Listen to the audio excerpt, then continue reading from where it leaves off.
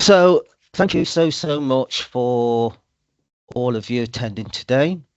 And as Janine says, it's just more about offering an overview.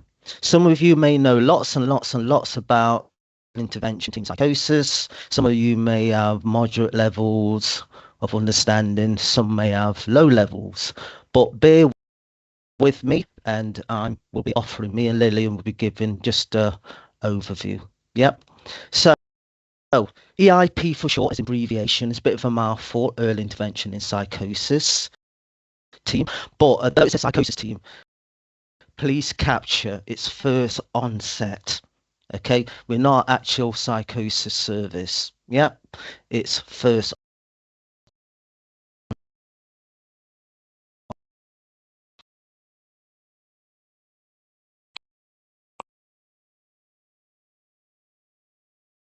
Just give you an overview about psychosis. So, what is psychosis? Some people may have a good understanding, moderate understanding, or, well, what is it all about? Or no understanding.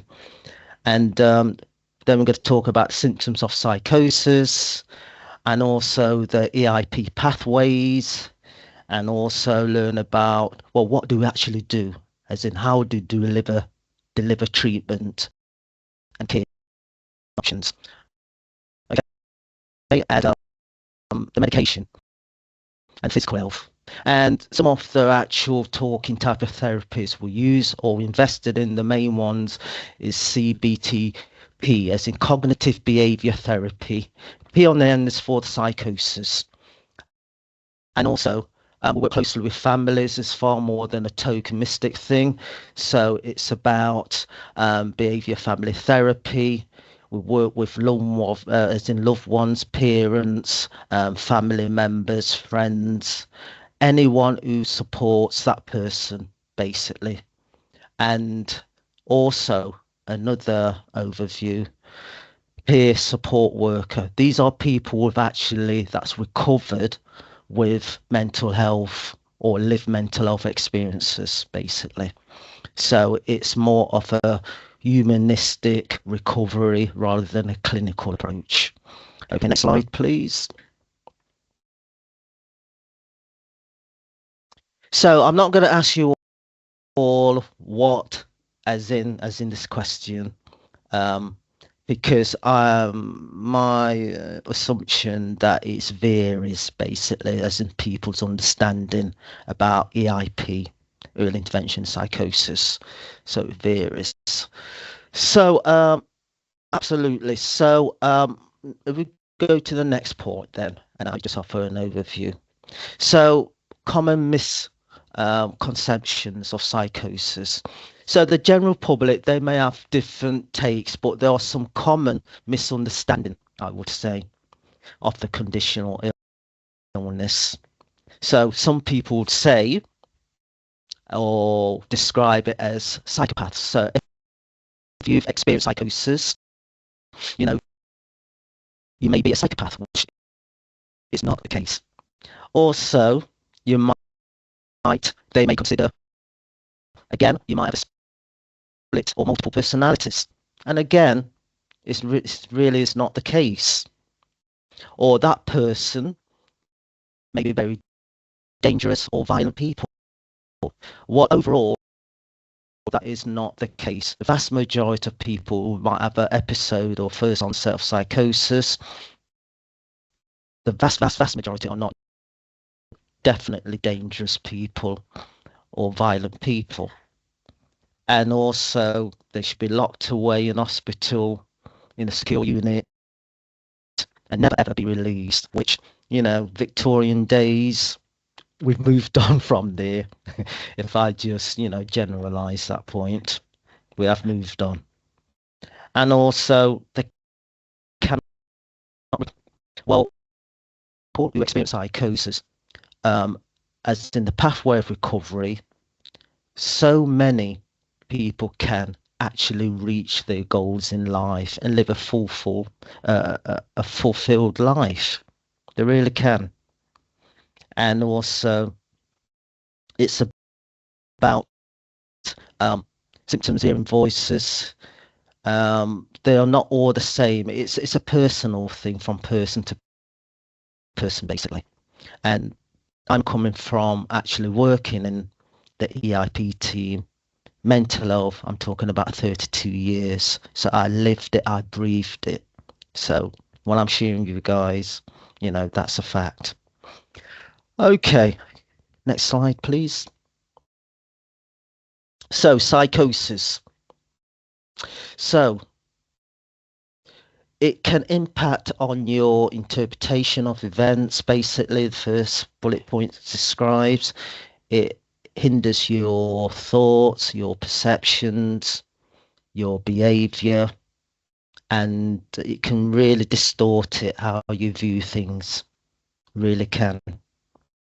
And it is a unique experience from person to person. And yes, usually it's more than one symptoms. It's a combination. It can often be. That's very common. And yes, alongside the actual psychosis, it often comes along with worry, anxiety, low mood, or depression, and that's very common as well. And some people may actually use illicit substances, for instance, maybe as a coping mechanism, self-medication, but that can actually exacerbate the actual symptoms. It can be said. And it really is, where it actually kicks in, it's in the late teens overall. However, there's people outside of that may experience that. So, it mainly happens to men. And although, it really happens to, research suggests it happens to women later on in life. And it's getting more and more common with women actually later on in life. Now, it can happen before that, as in your late teens.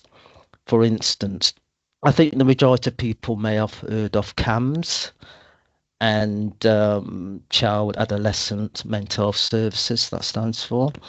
But it can happen when you're 14, say. And if that does happen, then our service, early intervention team, is we are funded and it's for 18 and over.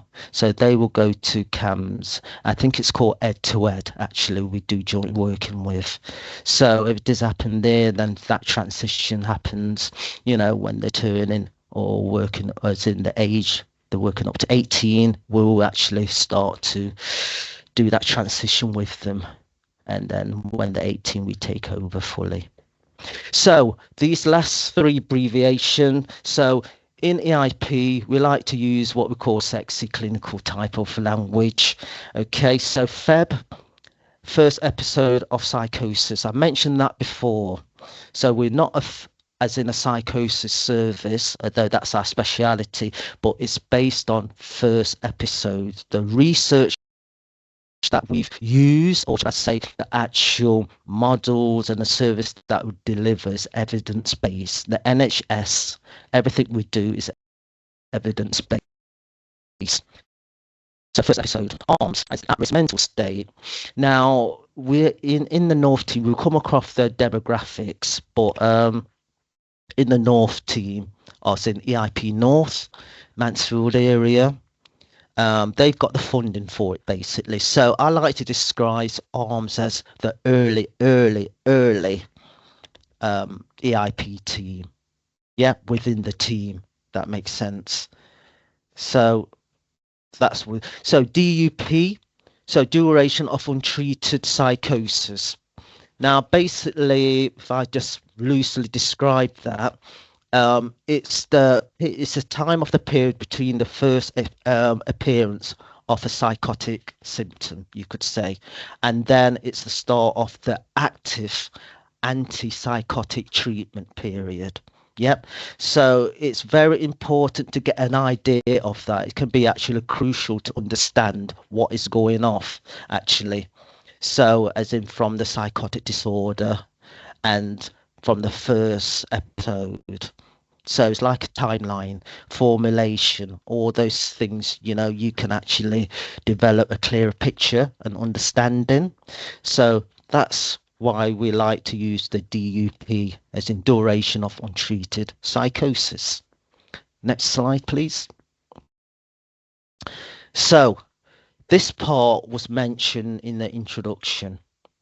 So although, we couldn't really actively get it to work to play for you guys, but what has been suggested is that the link, if you use this link, the video is about 15 minutes, but it's a very powerful video, as in from this person, Eleanor, experience. She's a psychologist now, but she's all started when she went to university, basically, and she started to hear a voice, just a soft voice. It started off, and then it increased slightly, and then she told a good friend, and the friend was horrified and actually said, you must go to your GP, you must really go to your GP. And she did that, and the GP listened, and then things really escalated from there. And she had a very quick diagnosis of schizophrenia, and she had a really, should I say, challenging time, a very challenging time. And at that time, she was actually told there's nothing for you in regarding recovery. Thank goodness times has changed now. We've got a far better understanding, but it's worth a watch. It's very powerful to listen to this person. So my understanding, we're going to go for that now. If you guys could actually, when I say 15-minute break now, but you can use that time to actually look at the actual video on YouTube from this link. And yeah, wow, amazing woman, fantastic talk. It's very powerful, very powerful. So what I kind of got from that myself, it's more about listening to the actual person, their experience, and actually working with them collaboratively. It can make a huge difference. Yep. So just based on that, it's so important. Eleanor touched on that basically. I think she mentioned 2 or 3 individuals there, as in professionals. They listened to her. They wanted to work with her. She felt valued. But this is what we try to do in the IP, as in our approach to build that collaborative working with that individual and the family members when possible, because the outcome can be so much positive. Yep. And we do embrace the hope, as in recovery. People can recover. Okay, so next slide, please. So potential causes of psychosis. Right. Well, linked to Eleanor, as in the video. Yeah, so there was, as in traumatic events in her life, and also the pressure of studying at university. Yep. So she began to hear voices. But traumatic events, we often come across in the IP, especially from a young age, people that may experience trauma, abuse, and quite severe cases, actually. Yep. So next one, stress. Well, I like to add on prolonged stress. Everyone's got a breaking point. That's the way I look at it. And from the recovery model, it's more about, you would say, prolonged stress. It can really impact a person. You could be Superman, Superwoman, but it will break you down at some point if you don't get the support you require to move further. Simple as that, really. Drug use, so illicit substances. Some people may use it as a coping mechanism. Some people may use it as a social factor. And but what we are sure about, does it start? Well, we're kind of in debate, really. Just if I use cannabis, for instance, for an example, does that actually start the psychosis, or does it actually, is it there dormant? Does it just bring it out? It's an ongoing argument. But what we do know for sure, it can and does exacerbate the actual psychotic symptoms. That's for sure. Alcohol, that's similar as well. And once again, some people may use it as a coping mechanism, you know? So, the side effects of prescribed medication, for instance, if I just give you an example, that might be some people might be aware of SSRIs, for instance. That's selective serotonin reuptake inhibitors, the full name for that. Now, that's just more noticed when it does happen, although it's quite rare. It's at the start of the medication or stopping the medication. As we know, you shouldn't really just stop it suddenly. You've got to be careful. So that could actually bring on, in some cases, psychosis. Now, the next one, although we have got an exclusion criteria as well, a lot of these do sit in that. But what we do actually do, we offer what we class as an extended assessment period to make more sense of it. For instance, if it's a physical condition, as in a brain injury or trauma, dementia, head injury, HIV, syphilis. Yep. So these on the more physical side, but we try to make sense what's happening by an extended assessment period, working with that person to have a clear picture. And if it's not for EIP, we actually do the referral to the more appropriate service for treatment. And the last two, childbirth period, may as in menopause as well, a person may experience, a period of psychosis. Okay, next slide, please. So, predisposing factors.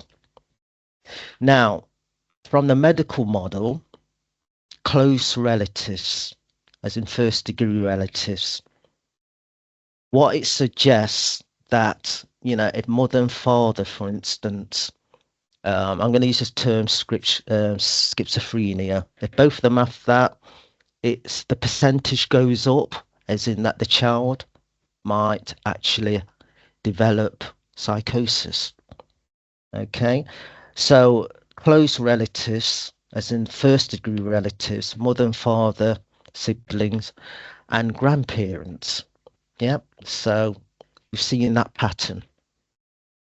And again, this is more about ethnic minority groups, you could say. Yep. This example, Caribbean and Black African origins, as in descendants. Now, there's many theories why, there's a high percent. I'll just give you two examples, for instance. Traditionally, culturally, mental health may seem more of a spiritual thing. Yeah. And also the extended family. People try to manage on their own, as in from the extended family, to cope. So it may come to the case when a person becomes really unwell, and so they may have to get sectioned for treatment. Yep. So that might be one, as in theory. Another theory, it may be more about a lot of ethnic groups, they've lived or may have had traumatic experiences. Yep. I'm talking about refugees, asylum seekers, and so on. And it's not uncommon for them to be actually living in deprived areas whereby English may not be the first language and so on. So again, that can delay treatment. So that's another theory. But we could go on and on with that discussion. Geographically, for instance, there are some, if I just use Nottingham, for example, there are some deprived areas, yep, with limited resources. If you compare that to a more, shall I say, fruitful area where resources are there, that person may get better support, better service from the resources. So again, that can influence the outcome, basically. That's the way I look at it. Even Going on to the next one, born in the winter months. Now, research just suggests, yes, that can increase, as in, well, predisposing factors, it could increase that. I think the majority of people, if I just pull it out there, when it's winter, dark and grey, you ain't feeling good, So maybe there's some factors in there. I could go on and on, as it says in the next, bullet point. It can be, uh, exhaustive, as in on and on and on. We could go and continue with that. So, but I think the main one sums it up, as in the last bullet point. It's so important how people access services. So important. So important for that person to know the resources out there of support. The sooner you get that support, usually it's a better outcome, if you just look at it that way. Okay, so now we're going to move on to Lilian now. If I've got that right, Lilian, you're going to take over now. Yes. Okay. Thank you, Tony. We move on to symptoms of psychosis. We'll start with hallucinations. So hallucinations, that's, your five senses that are distorted. Auditory hallucinations. So it's, hearing things that are not there, whether it's music, whether it's voices or sounds or anything really, but is not actually an external stimuli there. And then vision, same again, seeing things that are not there. It can be anything, seeing scary things, seeing people that, your family that have died or things like that. And then we've got tactile, that is feeling. So you'll be feeling things on your skin that are not there. Olfactory, smelling, things that are not there. People with psychosis have reported, smelling of gas, smelling, of rotting meat, just different odd smells, or some not even odd smells. I had somebody that, could smell coffee when nobody's making coffee, or cake, baking kind of smell, which, there was no evidence of that happening. And then gastric, that tasting things that are not there. Maybe they're eating something, it doesn't taste like that. It can be bread, probably it's not tasting like bread, or the bread has gone off. So it's just distorted sense of taste. And then somatic, this will break it down into, somatic delusions as well, which will be beliefs that something is happening to one's body, where there's no physical evidence for that. For example, maybe they believe, they've got a tumor growing inside their head, inside their belly, or they've got cancer, but they've been for tests and everything, and there is nothing to evidence that. And then there is somatic hallucinations, people feeling, being touched, things crawling on them, or things have been inserted in them as well. And we also have other symptoms of psychosis, which are delusions. You've got your persecutory delusions, somebody feeling, they're being stalked, they're being followed, they're being framed for things. And you've got referential delusions, when a person believes that public, things they're talking to them, messages are being, given to them from the TV, or the lyrics from the songs are, talking to them or talking about them or talking about their life. And we have somatic delusions as well. Like I said, they think they've got an illness, they've got worms inside them, they've got things growing inside them as well. And then erotomanic delusions, someone will believe, somebody is in love with them, or a celebrity, is in love with them, or their partner is cheating, or things they've cheated in the past, which there's no evidence for that as well. And then we go to religious delusions. Someone might, think they Jesus, they've got superpowers, or they're possessed by demons as well, or they're an angel, things like that. And then you've got your grandiose delusions, which, they think how do I describe it? They think they are special. Maybe they're a very important person, they're an entertainer or politician, or any famous person, they're the Queen of England or something like that. So these symptoms, they're all different.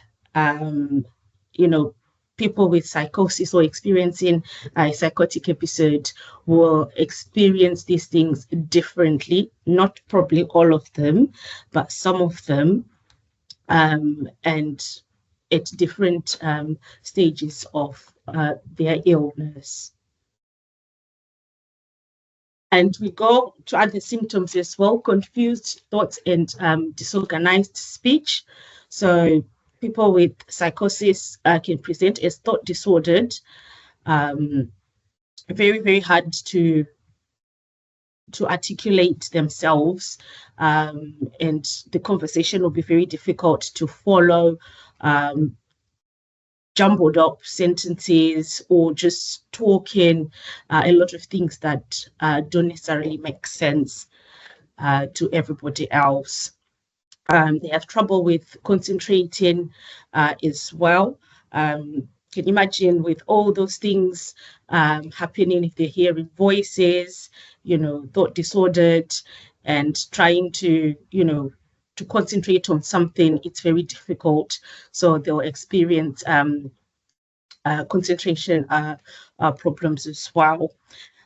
Movement disorders as well. They can be very jumpy, responding to the unseen stimuli they're experiencing. And it doesn't necessarily mean that, they are violent or anything like that. But they can be violent, responding to different stimuli they are experiencing at that time. It is also important to recognize that this may not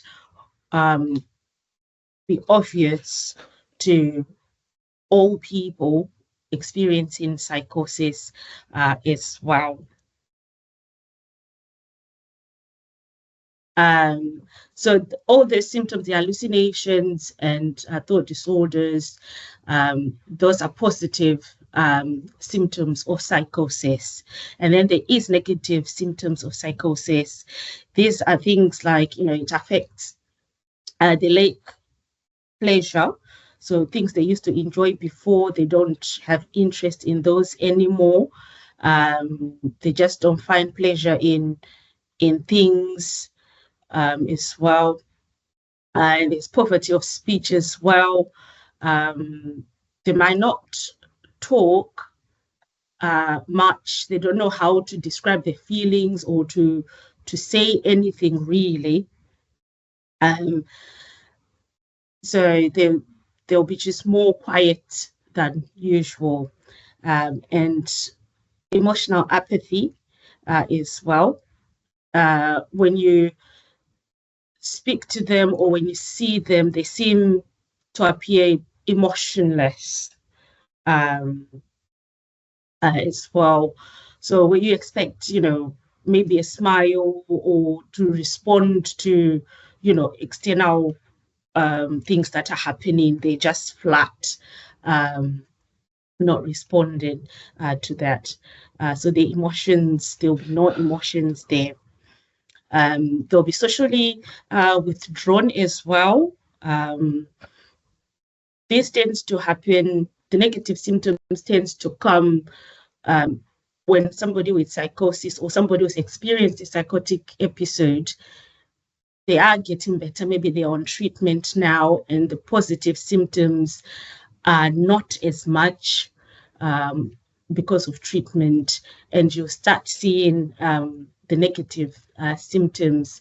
So socially withdrawn, they don't go out, they don't want to meet friends anymore, and everything is just a struggle to do at that time. And also self-neglect, no energy to look after themselves. So probably they're not showering, they're not feeding themselves properly, they miss meals, they're losing weight. That would be a sign of, self-neglect from somebody recovering from psychotic illness. Lack of drive as well, which, in ties with the other things, is lack of pleasure as well. So not doing anything, not keeping to schedules, just not caring about things that they used to care before.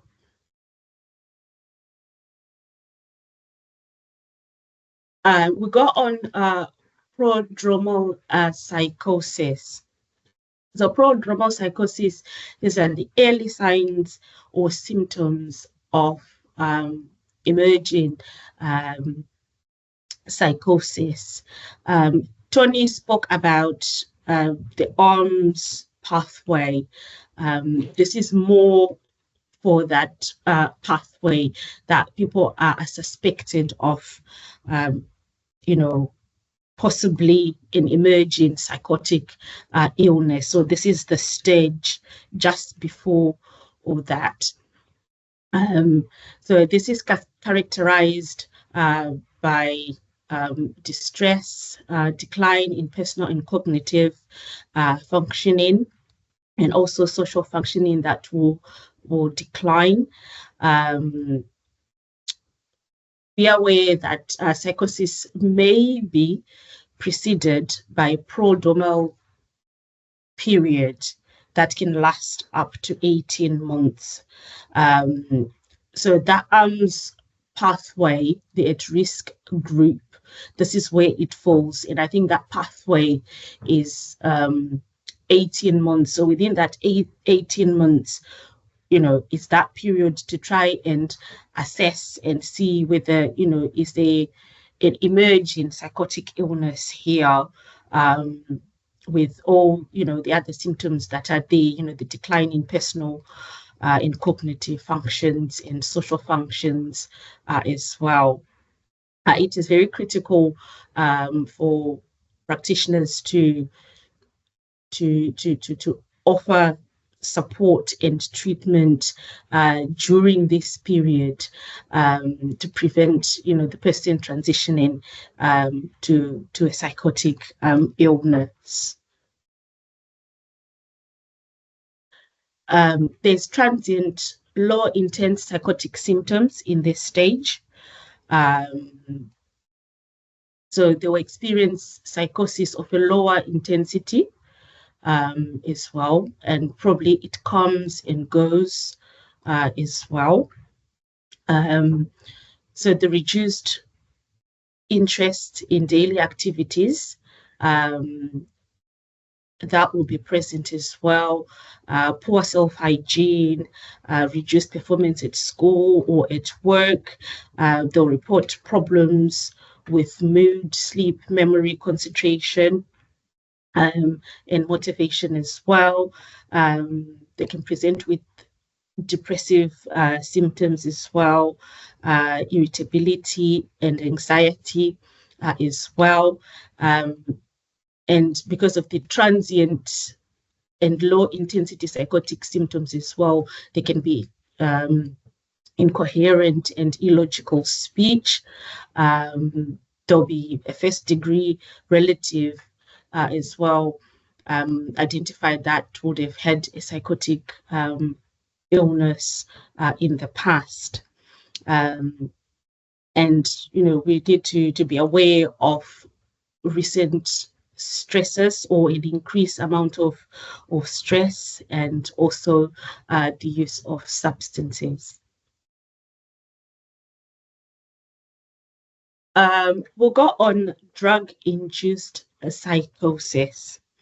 Drug-induced psychosis, this is a form of psychosis which is caused by the use or the withdrawal of psychoactive substances, and they can experience hallucinations, any of those symptoms that I mentioned about in the hallucination section, hearing voices, seeing things that are not there. They experience delusions as well. At that time, whether it's the use of illicit drugs that is causing that, or when they've withdrawn as well.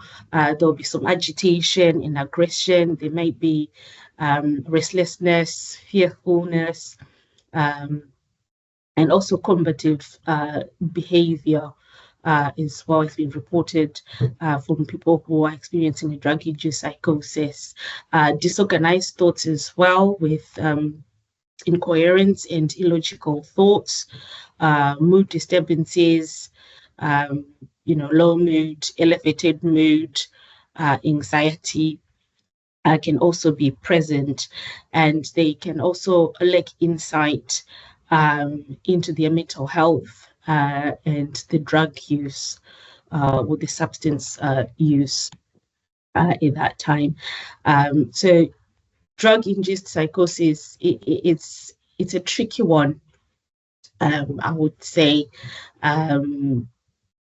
you have people that will use substances and they're absolutely fine, and you've got people that use substances who have used substances for a long time and they've been okay, but when they tried to stop, or when they stopped abruptly, some psychotic symptoms were evident. And you have some that sort of use drugs to self-medicate, like what Tony mentioned earlier on, to say, is the psychosis already there and just made worse by the illicit drug use, or the psychosis was not there, it was caused by the drugs. So it's different from person to person, and we'll deal with the symptoms and try and help the individual as they are presenting, because it's not one person fits all, to be honest. Each individual will present differently, and depending on what drugs they've taken or they've stopped taking, it will all depend. So with drug-induced psychosis, the onset of the psychosis can be during the use of substances, shortly after that as well. The duration, the psychosis can resolve maybe in days or weeks, but it can resolve after the drugs leave the system as well. The persistent risk, you've got your regular users of substances or heavy use of the substances, especially cannabis, in vulnerable people as well. This may lead to long-term psychosis. Vulnerable people, it can be, we've got young person as well in that group, people with autism and ADHD. They're quite vulnerable to substances, and this may lead to long-term or persistent psychotic symptoms in those individuals. Common substances that can cause psychosis. We've got stimulants, that's your party drugs. You've got cocaine, amphetamines, and speed. There's been increased violence associated with party goers, stag parties, stag do's recently. And this is believed, to be coming from cocaine use as well, and some psychosis as well have been reported from those party goers as well. And this is believed to be, due to cocaine. Cannabis, especially high potency form of skunk. Cannabis is varied, not even talking about the synthetic cannabinoids, just cannabis. It comes in different forms and strengths, and people are affected differently with it.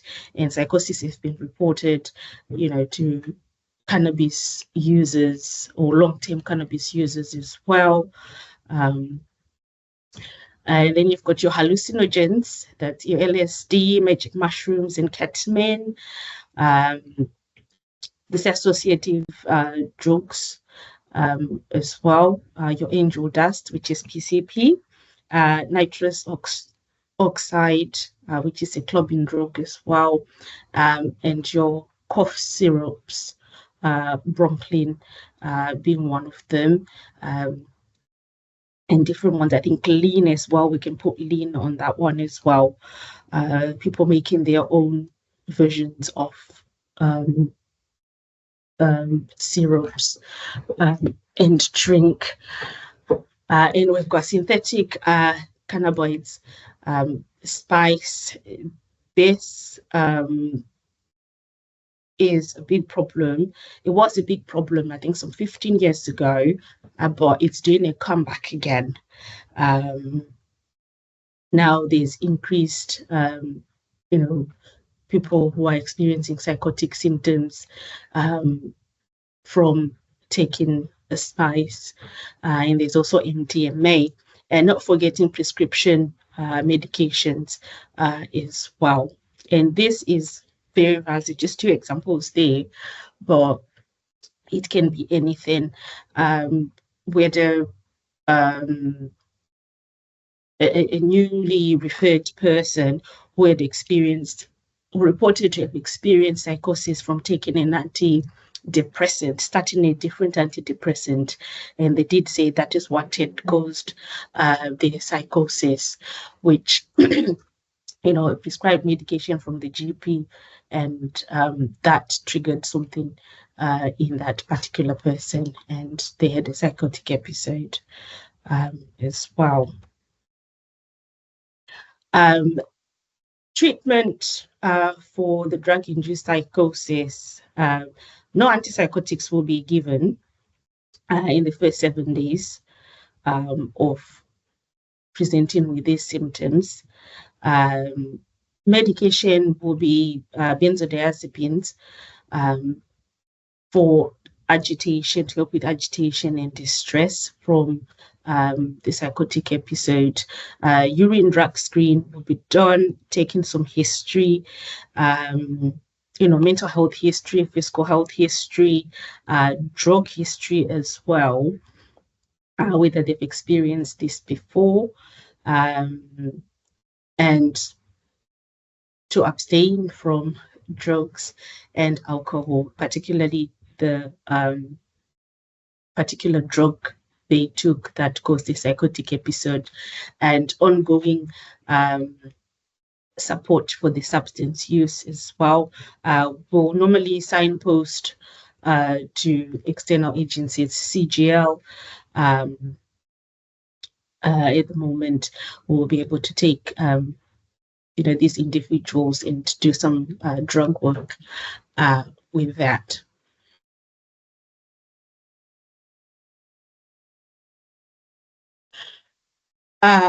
Risk.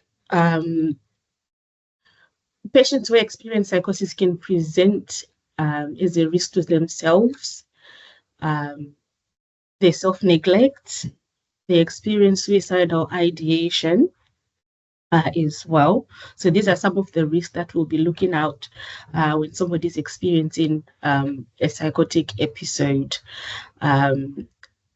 They can be at risk from others, from exploitation, and they're vulnerable in that psychotic state. They can be a risk to others, towards others, due to experiencing psychosis. We're going back to our hallucinations and delusions, verbal aggression, physical aggression, command hallucinations. Command hallucinations, these are voices that gives instruction or tells the individual what to do. So they'll be hearing a voice, for example, tell them to harm themselves or tell them to do something bad, or just giving them instructions and prompting them to follow those instructions. So if somebody is in that psychotic state and they are experiencing command hallucinations, these put them at high risk, on the risk scale, because they might follow what the hallucinations are saying, and they can be putting themselves and others at greater risk of harm. And the person can be also the social factors as well. There can be problems with housing, they can be homeless, problems with finances, relationship breakdown, socially isolated as well. There can be comorbidities as well, neurodiversity. Maybe they've got also ADHD, autism, and other neurodiversity. They also use alcohol or other substances, illicit drugs as well. It is important to note that not all patients present with all of the above risks. These are just examples and things we tend to look out for when somebody is experiencing psychosis, to check upon all those things in trying to create a risk formulation and risk management. And risk can change, as well, and fluctuate at any given time. Seeking support if you're concerned about, somebody who's got psychosis, if the risk have increased for themselves or others, this can be escalated, by calling 999, attending emergency services, contacting mental health services as well, and safeguarding via social care, depending on the risk that is being presented by the individual. So, what is an early intervention in psychosis pathway? So, this is what the early intervention is, the team itself. So it's under national guidelines, so it's a nationwide service. Different areas have got an EIP team, and we're all guided by the same nice guidelines in assessing early intervention for psychosis. There's evidence that shows people have got a better outcome of not experiencing a psychotic episode when they've had a first episode of psychosis and there was early intervention in them getting treatment. EIP surveys have demonstrated that they can significantly reduce the rate of relapse, risk of suicide, reduce the number of hospital admissions as well. And it's cost effective by improving people getting back into employment and education, and the well-being outcomes are much better with early intervention support. Yeah, Lilian. Yeah. Sorry, it's my bad actually. It should be me on this slide. Sorry. So. Okay. So yeah. Could I just finish off? Sorry, and just cut in. Sorry about that. Yeah. Is that okay, yeah. Lilian? Sorry. Yeah. So as Lilian was saying, absolutely. What is an early intervention in psychosis pathway? And it can sit in many different forms, but absolutely. But the outcomes are. So the difference between EIP, just looking at the last bullet point. Yeah, it's that we are commissioned differently from, if I describe it as the generic locality mental health teams or just locality mental health teams. So we are, for instance, we are there early, like it says on the tin, early intervention.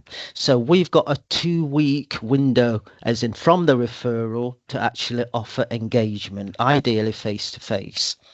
Now, so we try to do that, and yes, it can be challenging because not everyone who experiences psychosis are, shall I say, willing, or for many reasons, to actually engage. Sometimes you got to think outside the box to try to promote active engagement. However, some people are willing, so it varies.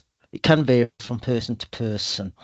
So we get the referral within 2 weeks, as in 14 days, we do try to actually offer that contact. And often the first way from reading a referral is triaging in the team. From there, we try to action it by telephone contact, ideally, and then we start to promote that. And if we don't get through the first time, second, third time, we just keep on trying. If there's any alternative numbers, as in from the GP, for instance, where it's confidential, we can do that, so we do actively try to promote engagement within 2 weeks, and not all the time, like the examples I gave you. It's workable. And then once we actually do that engagement, we do offer an actual assessment, again ideally face to face. And another big difference between EIP than the locality mental health teams, as in the community services, we have not got a waiting list, and I'll tell you more about that, as in the reason why. So we're very hot off the mark. Yep. Next slide, please. So facts. Well, what are facts? So from research, it's actually does state fewer than 1 in 100 people in any given year may experience, as in schizophrenia, and this includes schizophrenia as in psychotic disorders. So 8% of people with schizophrenia are in work, so it can really, impact, obviously a person's ability to work and so on. Now, people with SMI, so that is severe mental illness. So they are at risk of dying. So on average, we're talking about 15 to 20 years earlier than other people, which is huge. Yeah. So that could be down to, as in 2/3 of this is premature deaths, and from avoidable physical illness. So when a person's really unwell, that could be neglect if, physical conditions. It can really have a negative impact. And further, like as in common diseases such as cancer, okay, and which is mainly caused by smoking, and it's not uncommon for people who experience psychosis. A lot of them may smoke, and that might be linked to, as in trying to de-stress, many factors to that. So yeah, so again, A&E, people with psychosis 3 times more likely to attend A&E as well, okay, and often again, they may have a physical health condition. That doesn't go away if you experience psychosis. So like anybody else in the population, you might have any physical conditions as well. So again, I think the last bullet point is so meaningful, like all of them are, to be honest, but it really brings it home. Untreated or poorly treated, okay, psychosis can become a long-term condition. EIP, again, we try to get there early, as it says in our title. Usually, if you got a problem, an example maybe you got a problem, you just leave it and hope that will go away. You put your head in the sand. It doesn't go away. Usually, it just gets worse. Same thing with psychosis. Often if you don't get the support, it will get worse. And also, there'd be higher levels of relapse rates. Yep. And that might lead on to admissions. And then that might be by means of mental health assessment, for instance.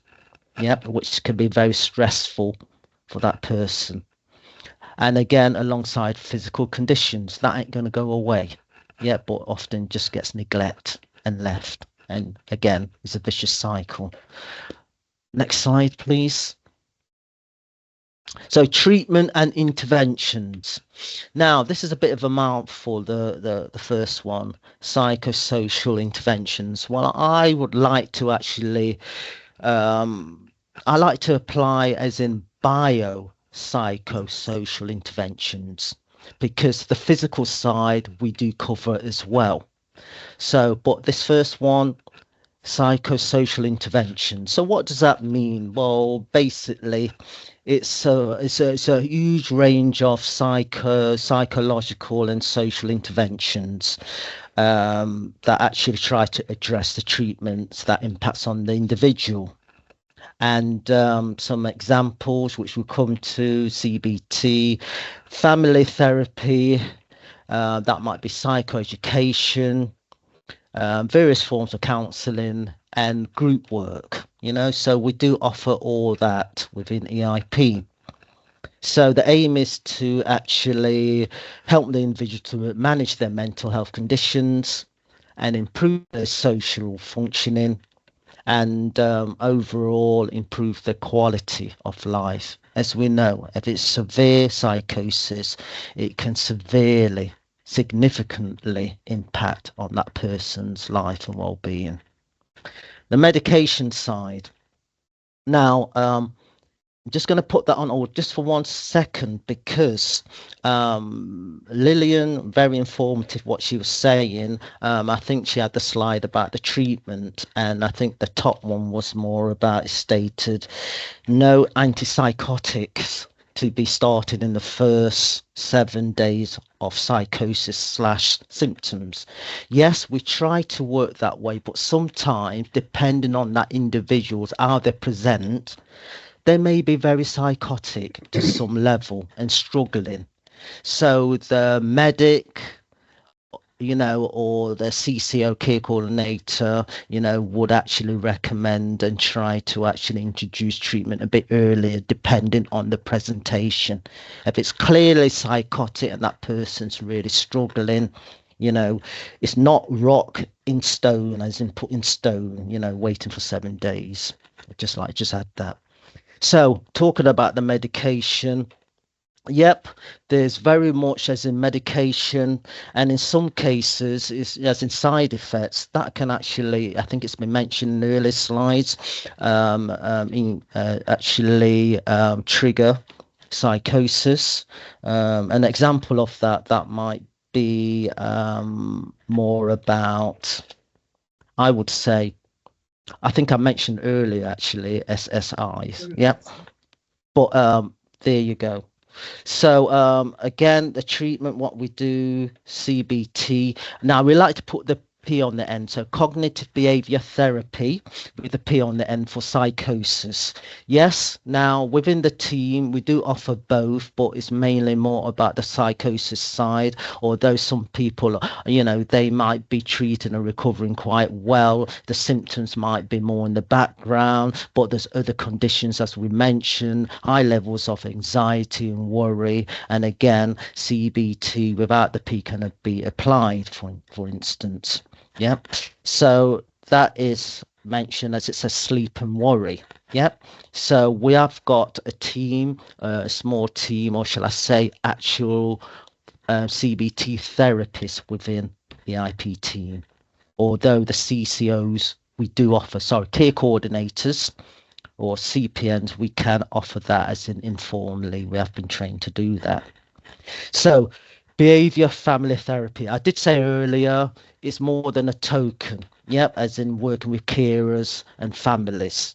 It can make a huge difference, a positive difference.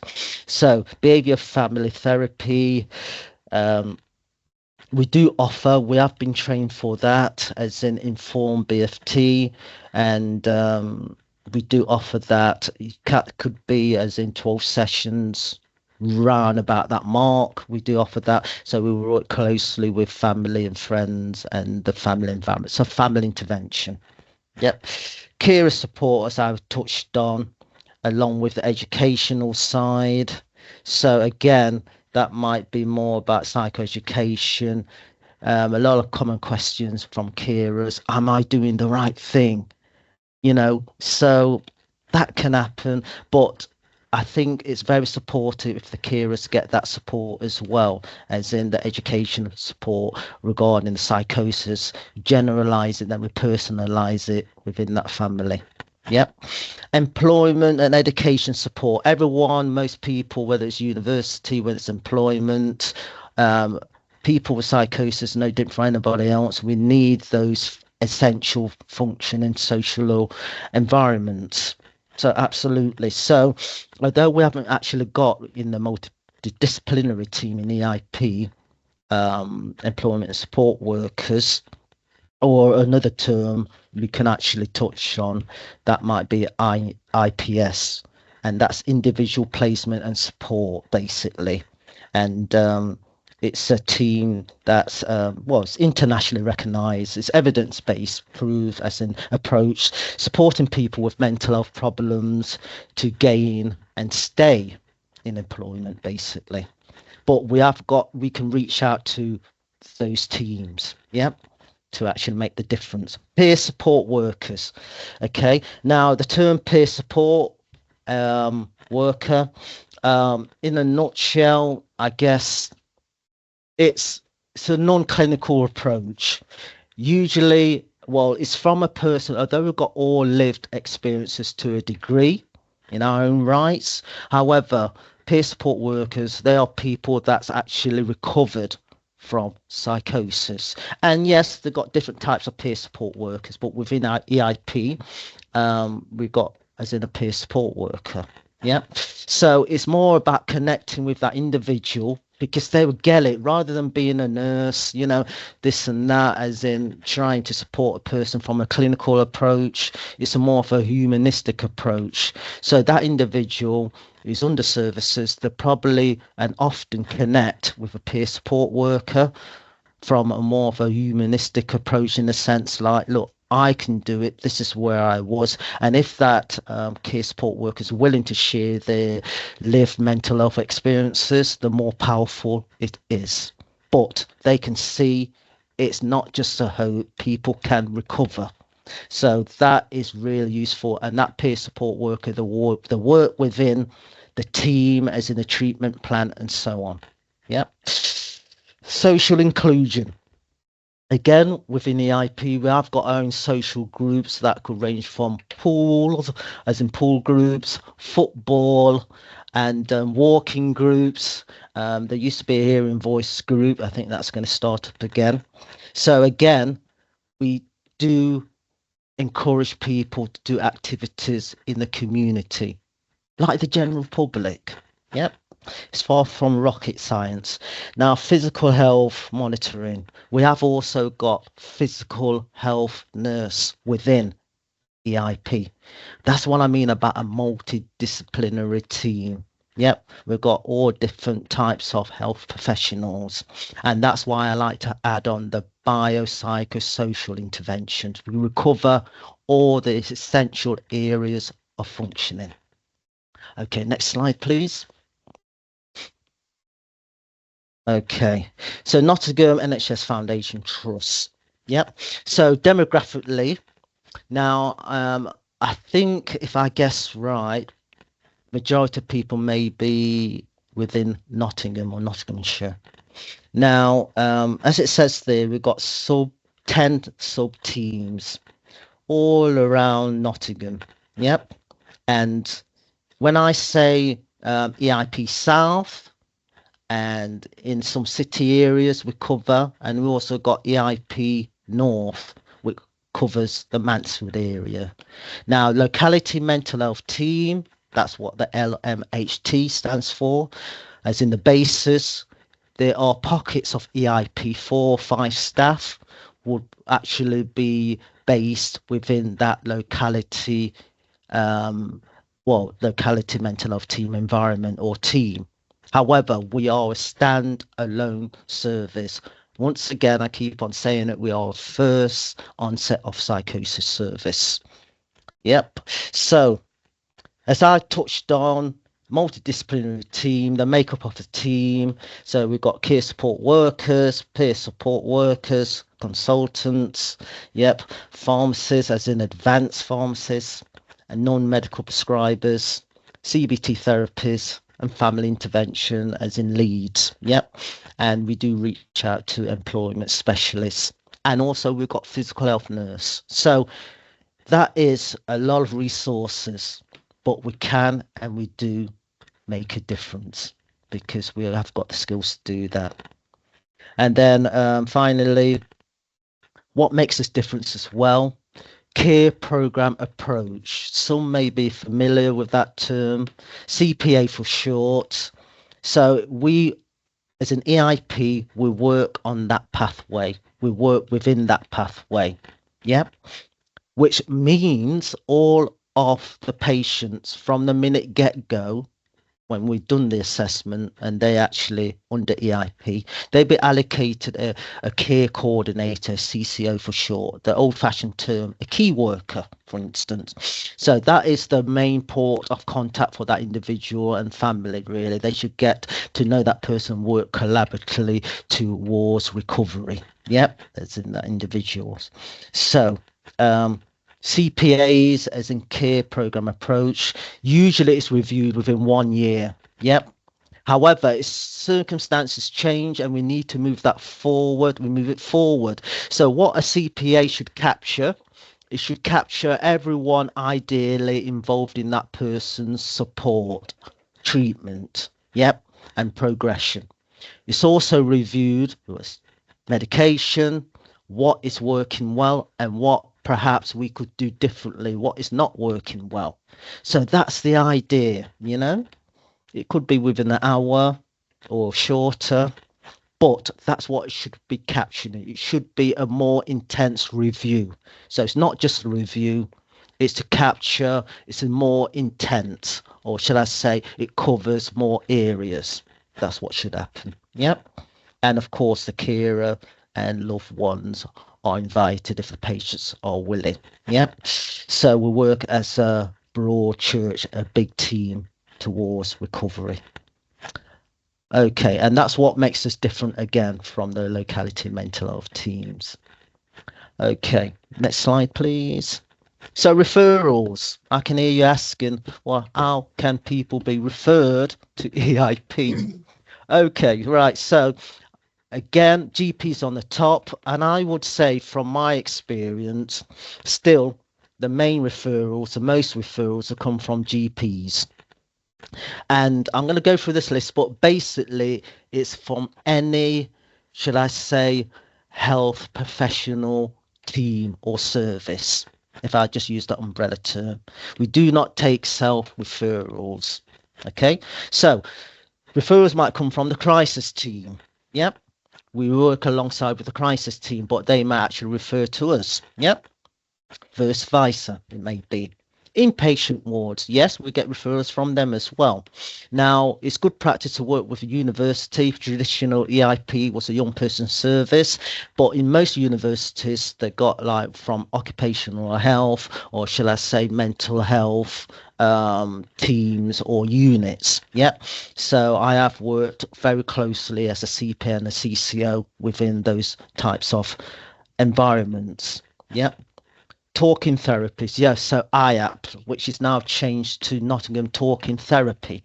Yep. So we get through us from there, and also, no surprise, we get direct. The person moves from area to area. We get referrals from, as in transfers, should I say, from other EIP services. Okay. So there we go. So, and again, we also can get it from locality mental health teams. So it's just a snapshot of how it starts. It always starts from a referral, again, similar to most mental health services. Okay. Thank you, Tony. Thank you. We go on our exclusion and inclusion criteria for referrals to EIP team. So the inclusion, an individual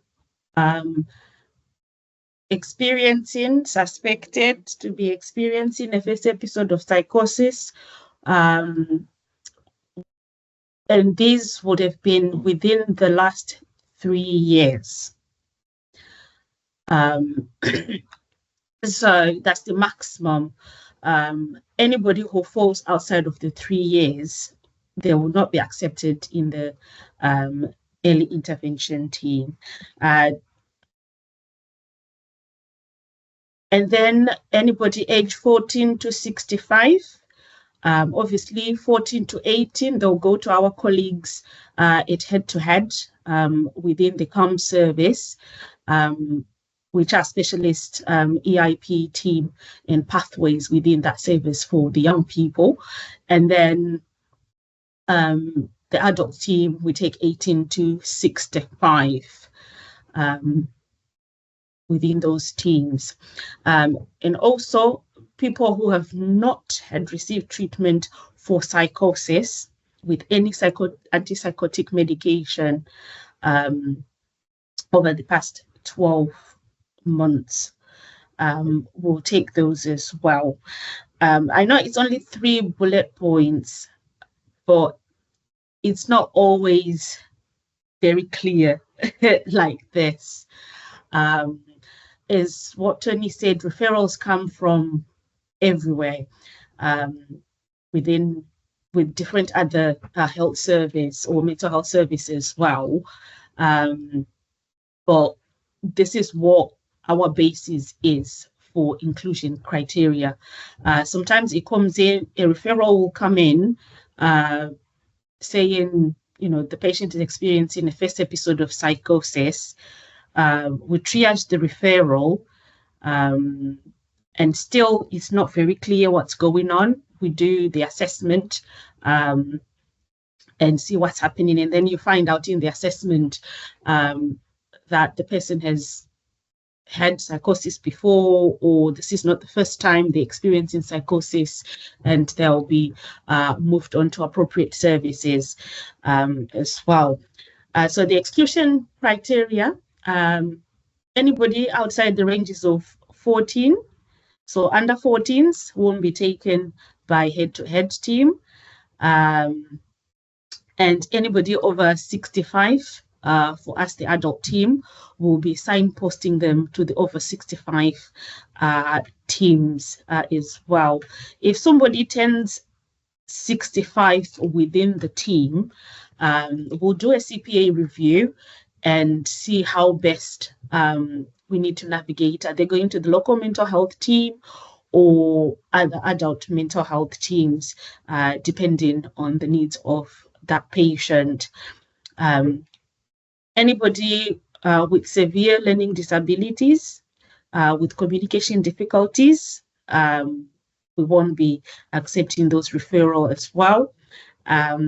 Anybody with confirmed organic causes, brain diseases such as Huntington's, Parkinson's, HIV, syphilis, dementia, and brain tumors. This is not quite straightforward. Again, we have, some people, along the EIP pathway have been diagnosed with organic illnesses, and some are kept in the EIP, some are moved on, like I said, depending on what is happening for that individual and what is best for that individual. Extensive forensic history or offending history, and who are deemed at high risk of reoffending. Normally, we consult our colleagues in the community forensic service if any individual is referred to us and their history is presenting as such. They might have a first episode of psychosis, but with also a significant offending history. We'll consult our colleagues in the forensics and sometimes work along with them as well to support that individual as well. So it's not clear cut that anybody with offending history is just going to be, rejected from the early intervention service. And then those experiencing psychotic symptoms only in the context when they are intoxicated. This goes to drug use as well, drug and alcohol use. And if the psychotic symptoms are only occurring when they've used substances, then that will not be accepted in EIP service, will be signposted to relevant substance misuse services within the county. And those who have received EIP intervention in the past. So the EIP pathway is up to 3 years within the EIP. So if somebody who's had EIP services, whether in Nottingham or elsewhere, for 3 years, and they were discharged, and then years later, their referral comes to us to say they experienced the first episode of psychosis, they will not be accepted as well. They'll be signposted, possibly local mental health team or to an appropriate service, because they've already had the early intervention support in the past. And then individual who already had or in contact with mental health services, probably they're under a different service, mental health service, and the nature of their illness is such that maybe anxiety is more anxiety and depression, history of that.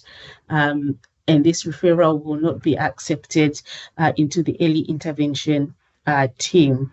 If a person has had treatment with antipsychotics for another condition for over 12 months, they will not be accepted in the early intervention team as well. Sorry. And then lastly, service user who have been assessed and was experiencing psychotic episode for the first time as a result of a pre-existing condition or chronic mental health condition before. This will not be accepted in early intervention. This list is not as straightforward as it actually happens on the ground. Each referral will be looked at and, treated on its merits individually, depending on what the individual is going through. But these are just some of the things, that, are included and excluded from the EIP pathway. ARMS pathway, we mentioned this earlier on. This is the at-risk mental state pathway. Currently, it's only available in the North EIP teams, so Mansfield going up. The South teams are not commissioned for this pathway at the moment, so we can't necessarily say we've got patients that are under this pathway, the ARMS pathway. So typically, before an episode of psychosis, many people will experience a relatively long period of symptoms, and these symptoms will put them at risk of developing a psychotic illness. These are often short episodes that they will experience. So a more extended period of attenuated psychotic symptoms, they will be experiencing those. An episode of psychosis lasting less than 7 days, an extended period of very poor social and cognitive functioning.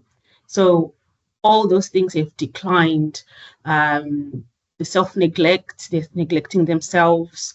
There's a history of mental illness in the family or of psychosis in the family. That will put them in the at-risk mental state category with those symptoms. So like I said, this is available only in the North teams. And it's exactly the same structure. They do have a care coordinator within the early intervention service. Antipsychotics will not be offered, but antidepressants and benzos can be prescribed during their interventions within this pathway, and psychological approaches will be used more for these individuals. How can you support someone experiencing psychosis? So it is important to note that everyone is different. What works for one person might not work for the next. We get to know the person, what they like, what they don't like. If we suspect if you suspect there's an emerging, psychotic illness, consider making an appointment with the GP for that person, or advise the person to go and see their GP for an assessment, and the GP can make a referral to the early intervention. If the individual is in a crisis, they appear to be experiencing some psychosis, crisis team Numbers, we can give out numbers for the crisis team for that, for Nottinghamshire Healthcare Trust. We can contact the crisis team and make a referral. They can be taken to A&E if there's urgent or, the risk is increased. They can be seen at A&E. There's mental health colleagues, either liaison in A&E who can see them as well. Third sector organizations can also support. You can approach them. You've got Mind, the Samaritans, National Hearing Voices Network. They're also available. They can be contacted even for support for the individual and support for the staff as well. And they'll be able to signpost if you're not too sure what to do with a certain situation. We've got Carers Federation that supports carers and young carers as well within the city. I think it's a bit different, city and county. I'm not too sure which is which. I think there's city carers for Nottingham City patients, and then Carers Federation, that's for more of the county patients as well. Coping mechanisms. These were gathered from people with lived experience. So these are just examples of what some patients have, mentioned what helped them.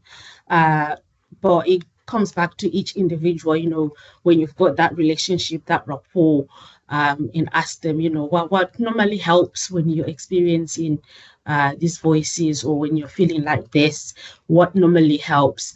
So this is just an example list of things that have been mentioned. Listening to music, being calm and compassionate. Some have learned distraction techniques. You can ask them, you can remind them to use those distraction techniques. An example here, maybe counting backwards from 100, reading books or puzzles if they are into that. If, they're struggling with the voices, maybe, telling the voices to go away, maybe that's helped them in the past. You can remind them to do that as well. Different things, really, if there's spiritual, religious, they can pray if that's helped, if that's something, that helps. Talking, singing, playing video games. The list is endless, but it's getting to know that particular individual and, having that relationship and asking, what has worked in the past, and, encourage them to use those skills again. Resources. Resources, there's a lot of resources in terms of finding information on psychosis. NHS website, loads of resources there. You can find our website as well, Nottinghamshire Healthcare Trust. There's a bit for services. You can find the early intervention there, or the mental health information as a whole within Nottinghamshire. Mind website is really good as well. Lots of information on there regarding psychosis, both for professionals and for patients. Rethink as well, it's another one, really good for resources. Hearing Voices Network, the Nottingham group, like what Tony said, is due to start back again. This is a national group as well, which is available.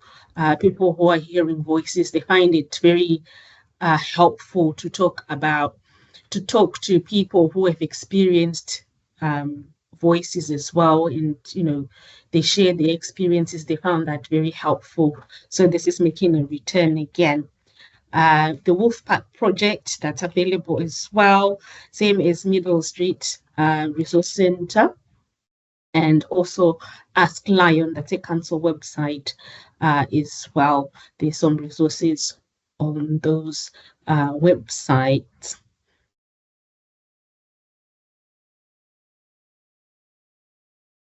Helplines. Mind has got a helpline as well.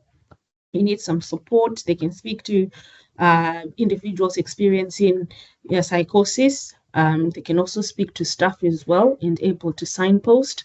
Same as the charity Samaritans. They are available, I think, 24 hours. They can offer some support as well to individuals. Send line. If you're experiencing mental health problems, you can ring them as well. There's the times, and they open on there, and there's a phone number as well. The National Suicide Prevention Helpline. If you're supporting somebody with psychosis and they're experiencing, suicidal ideation, suicidal thoughts, and you need some support for them, National Suicide Prevention Line, they're very good. You've got Shout Out as well. They've got a text service. You've got some individuals that don't want to talk, but they can text. So the service is really good. You can text for some support as well. And then the switchboard for the LGBTQ community. There's a phone number there and an email for web chats to support individuals that identify as such and they are experiencing psychosis as well. And thank you so much. This is the end. Any questions? Thank you. Yes. Sorry. Thank you both of you for that. We have got a few questions. We've got about 15 minutes to get through the questions. So I'm not sure who's best placed to answer them, but if I just put them to both of you, and then obviously you can decide that between you. So the first one saying the video hearing about Eleanor's lived experience was really impactful. Are there any videos or podcasts, etc., that you'd recommend to hear about the lived experience of psychosis from teens or adult men?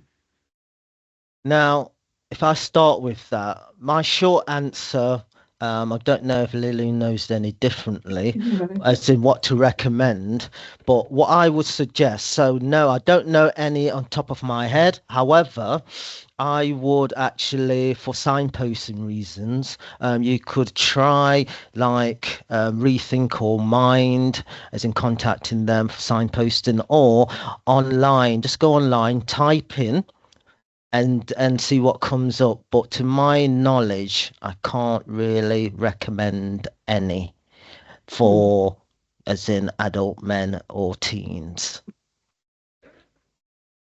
Lilian, is there anything to add to that? Well, the same as well. I can find out if I get something. I can share it with Justine to share it with everybody else. But I don't know any on top of my head at the minute. Okay, yeah, thank you. Yeah, if you do find anything, like you say, we can share it and then we can circulate that. So yeah, that'd be great. Thank you. The next question was around, I think it was your slide, Tony, when you were talking about the early intervention psychosis team being persistent and trying to get hold of people, and you mentioned about getting telephone numbers from GPs, and someone's asked how that works with deaf patients, just around the communication barriers. Right, so to unpack that, I would have thought, so the first port of call, that will be the GP, right? That's what I'm hearing. So it will be around the GP. Now, if a GP does a referral based on that, now that is the first port of engagement usually, from the GP. The GP, I would suggest, would have probably obviously noticed and highlighted that this person has have hearing challenges, or the hearing's hindered or deaf.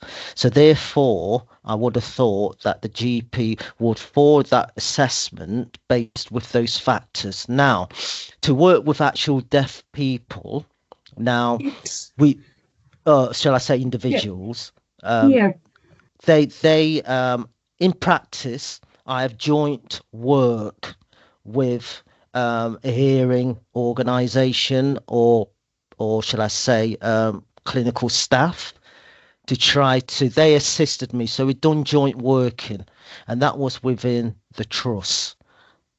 So that's what I've come across. Have you come across anything like that, Lilian?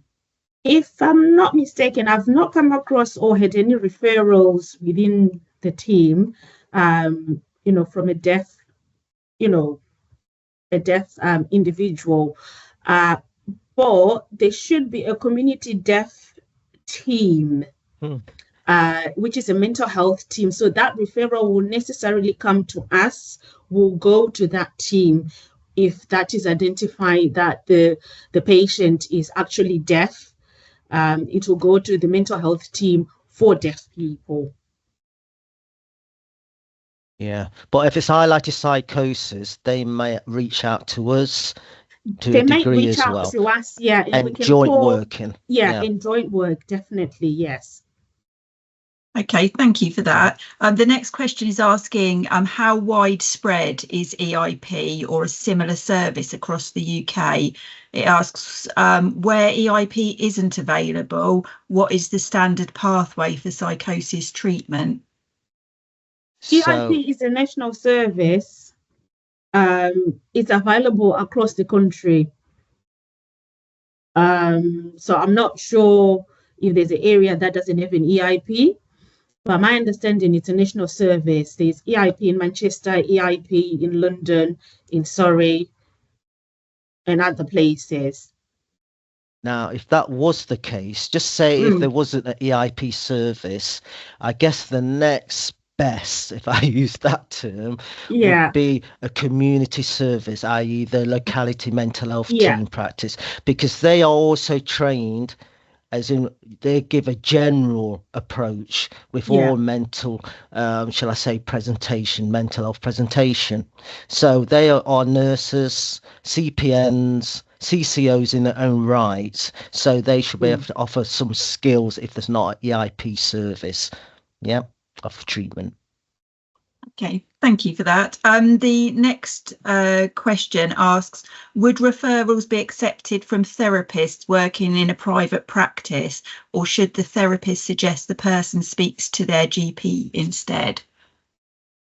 So I would say, because when you say private, now I did have a quick chat with the admin team, because they get all the referrals, right? Because in practice, it's usually from, when I say talking therapists, it's usually from IAPT or places like that, or Nottingham Talking Therapy for CBT.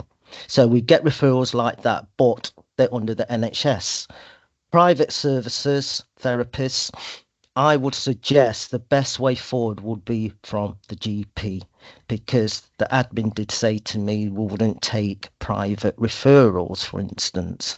However, so that's what I would suggest, really, to be on the safe side. Discuss it with the GP. You could even forward a letter to the GP, and then the GP may say, consider, as in forward it to us, or further than that, actually see the actual person, then do a referral.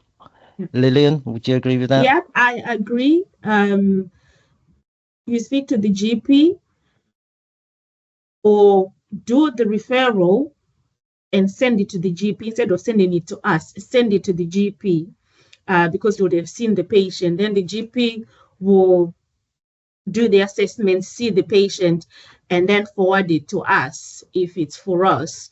And obviously with your assessment as well, to say they were seen, or, the therapist has got concerns and this is what they've mentioned, and I've seen the patient and this is what's happening, if we can do an assessment.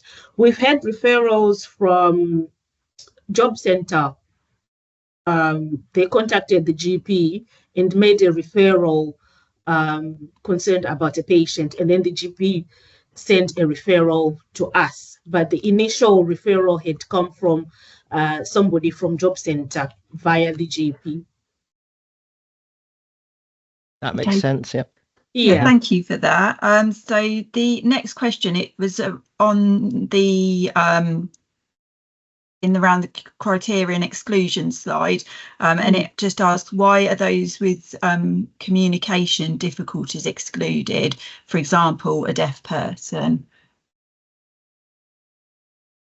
Oh, was that actually stated clearly as that deaf people are excluded? It said people with severe physical disability and communication. Let me look. Yeah, in communication difficulties.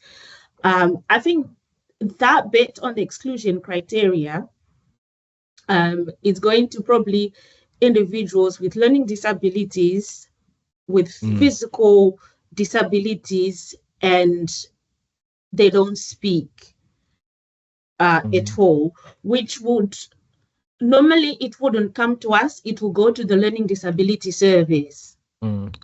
So same with the earlier question about the deaf patients that might be referred to us. So if psychosis is emerging from somebody who is deaf, they'll probably not come to us. They'll see GP and probably not come directly to us, but go to a deaf service instead. But we see a lot of, neurodiversity individuals as well.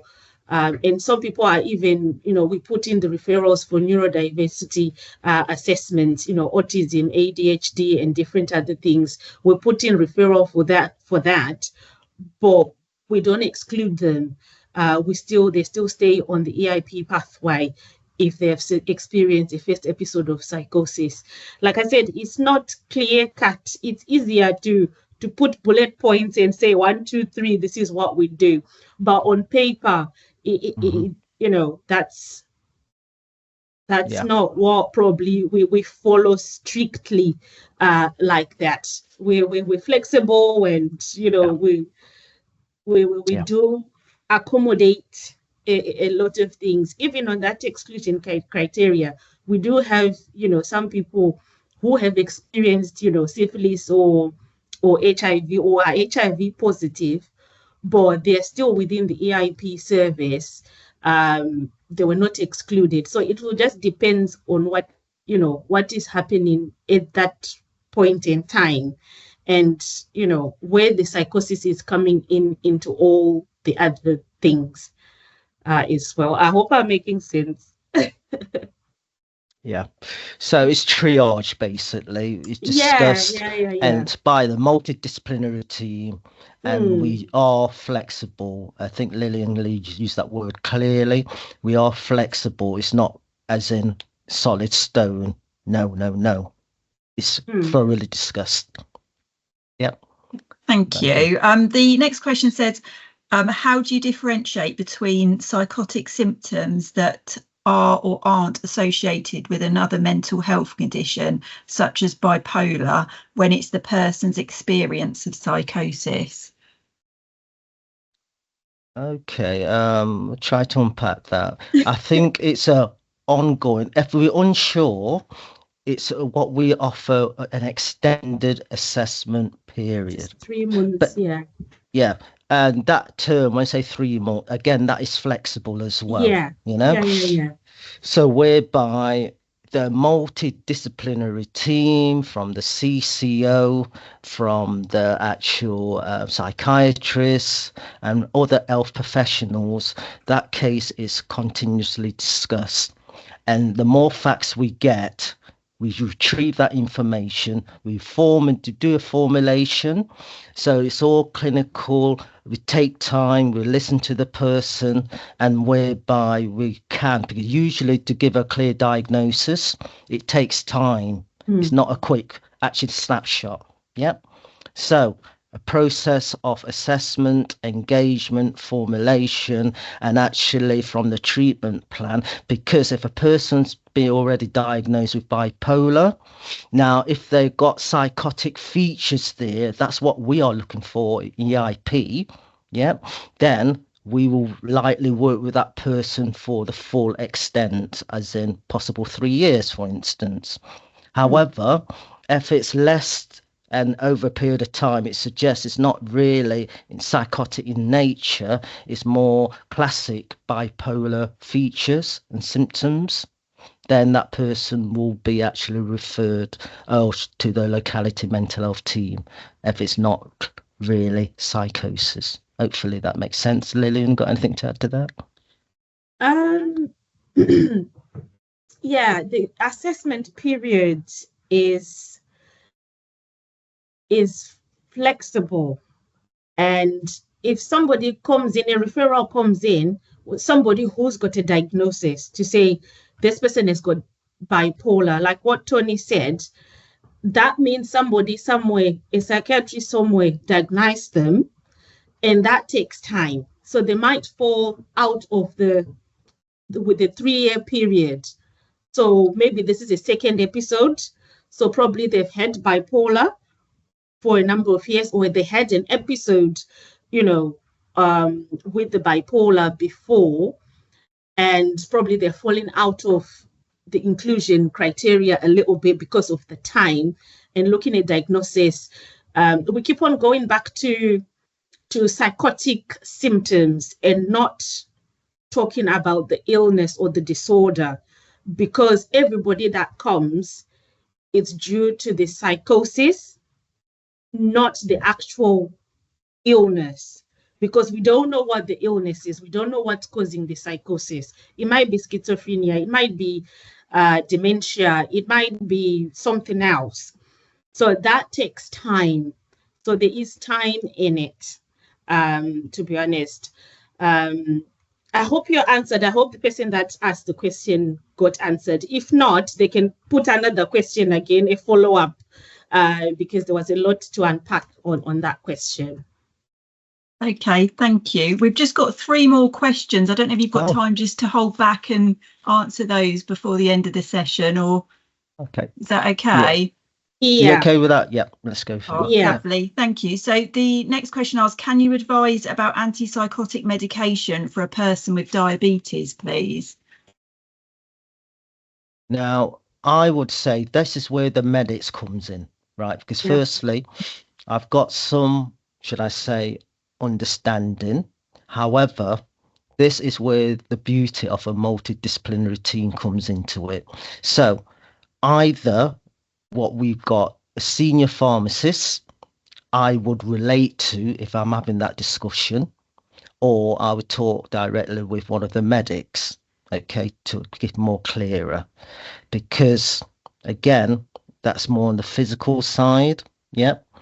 And obviously I'd rather speak to the more appropriate, in this case, medic, or should I say senior pharmacist, to actually gain that greater knowledge, to be honest. Yeah. And just to add on that, in the community, the GP is the port of call. Anything to do with medication, consult your GP, consult the GP. And at most GP practices, there is a mental health practitioner as well, who the GP consults with regarding mental health, things at the GP practice.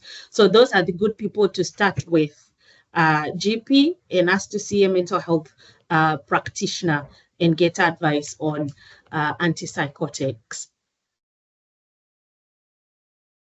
Yeah. Thank you. So the next question is, what is the pathway for those who have accessed EIP and been closed to you, but ongoing issues with psychotic episodes?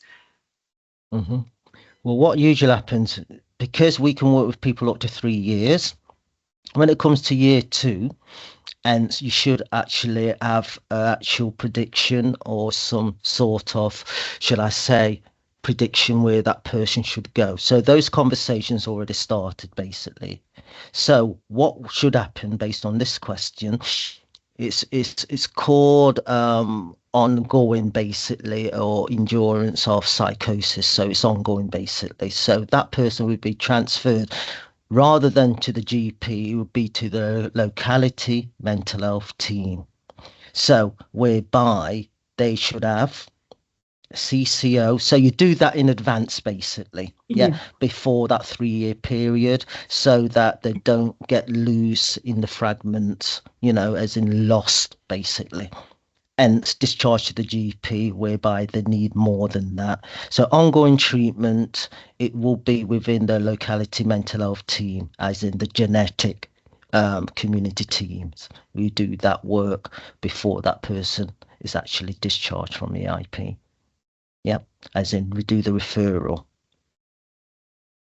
Thank you. And just this last question, it's relating to one of the earlier questions around regarding the barriers around communication and deaf patients. So it says there is Stonebridge in Nottingham, in which case does the referral get directed to them for psychosis? If I understand the question correctly, so it's making a referral to Stonebridge, did you say? The referral came from Stonebridge? No, it's asking regarding deaf patients question. There is Stonebridge in Nottingham, in which case does it get referred directly to them for psychosis? If I'm getting it correctly, the referral will start at the GP. So depending on which GP it is, where's the GP located, it will determine which EIP service it goes to. If it's for EIP, or if it's for deaf service, it goes to the deaf service. So I won't be able to say whether it's Stonebridge or not, because it will depend with the GP. If the GP is on the other side of town, then probably it might not be Stonebridge, basically. But it will go to a deaf community team. I'm not sure where they're based, whether it's Highbury or something, but there is a team. I can get those details for community deaf team, where there'll be specialists for that.